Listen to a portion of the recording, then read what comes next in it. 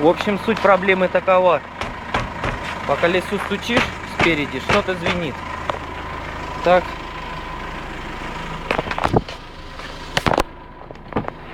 И когда садимся в машинку, не знаю, будет слышно или нет. Первого включаем, начинаем двигаться. Тормозами так вот дергаем ее. И там что-то очень сильно стучит.